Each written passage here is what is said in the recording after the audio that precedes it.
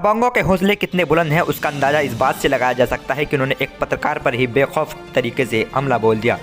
मेरठ शहर के थाना लिसाड़ी गेट के रहने वाले दैनिक समाचार पत्र के सह संपादक हसीन चौहान के साथ आधा दर्जन दबंगों ने जानलेवा हमला कर दिया, जिससे पत्रकार को काफ़ी चोटें आई। दरअसल पत्रकार हसीन चौहान की शादी के साथ कुछ युवक काफ़ी समय से छेड़छाड़ कर रहा था। उसको कई बार समझाने का भी प्रयास किया और 16 मार्च को उसके खिलाफ तहरीर भी दी थी, जिस पर आरोपी को गिरफ्तार भी किया गया था। लेकिन मेरठ पुलिस का कारनामा देखिए, तहरीर देने और आरोपी की गिरफ्तारी के बाद भी आरोपी पर मुकदमा दर्ज करके कार्रवाई न करने के बजाय आरोपी को सम्मान के साथ छोड़ दिया, जिसका नतीजा यह रहा कि आरोपी ने पत्रकार पर जानलेवा हमला बोल दिया। यदि पुलिस के इस स्वार्थ के कारण पत्रकार की जान चली जाती तो क्या मेरठ पुलिस पत्रकार हसीन चौहान को जिंदा कर पाती? पुलिस के इस रवैये से पत्रकारों में भारी रोष है और सोमवार को आला अधिकारी से इसकी शिकायत की जाएगी, क्योंकि हमले के 20 घंटे बाद भी पुलिस आरोपी को गिरफ्तार करने में हिचकिचा रही है। अगर समाज के वरिष्ठ लोग ही सुरक्षित नहीं रहेंगे तो हम समाज के सुरक्षित होने की गारंटी कैसे ले सकते हैं? तकरीबन 1 महीने से मेरी साली को मोहल्ले का गय्यूर है, जिसका ब्याज का काम है। लोगों पे काफ़ी मोटे वसूली लगा के मतलब औरतों को पैसा देता है, फिर उनकी नाजायज़ फ़ायदा उठाता है वही इन चीज़ों को करके। उसने हमारी साली वहाँ गली में, घर से गली में जाती है, एक परचून की दुकान है, दूध वगैरह ऐसे इसी तरह का सामान लेने के लिए। और वो 20-25 दिन से उसे छेड़छाड़ कर रहा था। काफ़ी दबंग व्यक्ति हैं, जोले गांव के, थाना बुढ़ाना है वहाँ का। वहाँ पे आपराधिक मुकदमे उनके काफ़ी खिलाफ उनके वहाँ पे दर्ज भी हैं, जिस वजह से वो भक्के यहाँ मेरठ में रह रहे हैं। अब उन्हें हमने एक दिन समझाया, अभी 16 तारीख में बुला के भी, तुम इस तरीके से सम्मानित आदमी हो, मतलब वही है दबंगे, तो इसलिए थोड़ा नॉर्मल होकर बताना पड़ा उनसे।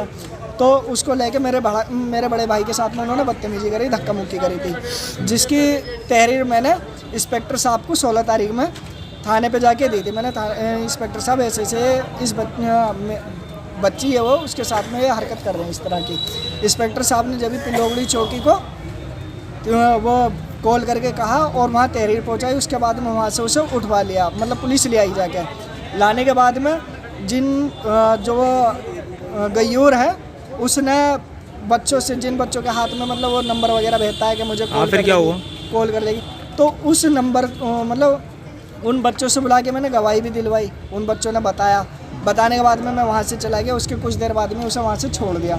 छोड़ने के बाद में अब कल तो हमारा उससे कोई बात ही है सामने नहीं हुआ, क्योंकि कल एक डेथ हो गई थी, मैं वहाँ चला गया। अब मैं रात के टाइम ड्यूटी पे से निकल के, क्योंकि मैं भी एक पत्रकार हूँ, वहाँ से मैं निकलने के बाद में मैं घर पहुँचा, नमाज के लिए जा रहा था मैं। अब रास्ते में उनका घर पड़ता है, तो गय्यूर का रिश्तेदारी है, मतलब ससुर का लड़का, मतलब साला है उसका गय्यूर का। उसने मुझे रोकने के बाद में वो 4-5 जने, गय्यूर और इमरान और मूसा और 2-3 जने और थे, उन्होंने आके मेरे पे एक का हाथ में रोड थी, डंडा तो पता नहीं क्या था, उन्होंने आके पहले मेरे यहाँ कंधे में मारा और एक ने यहाँ इस जगह कोक में, और चारों तरफ से फिर मुझे बहुत बुरी तरीके से बजाया। मेरे जो गली के दो लोग थे, उन्होंने मुझे बचाया, वहाँ से भीड़ में धक्का दे के वहाँ से निकाला है।